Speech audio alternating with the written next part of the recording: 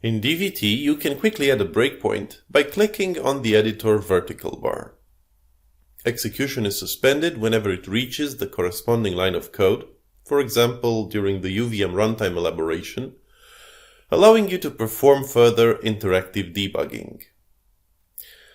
Sometimes it is helpful to suspend execution only when a specific condition is met. Right-click on the breakpoint, select Edit Breakpoint from the context menu, and fill the expression in the text box. Content Assist is available. Just press Ctrl+ to see the proposals. You can type any expression that evaluates to true or false according to the System Verilog LRM semantics. In the expression, you can use any variable or function visible at this point in code.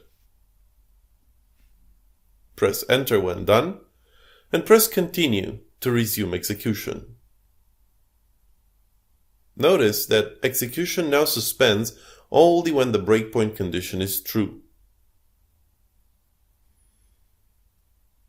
Conditional breakpoints can also be configured from the command palette. Let's select the line where the previous breakpoint was created. From the command palette, run the debug add conditional breakpoint command and change the condition. Press Enter to save the changes and click on Continue to resume execution.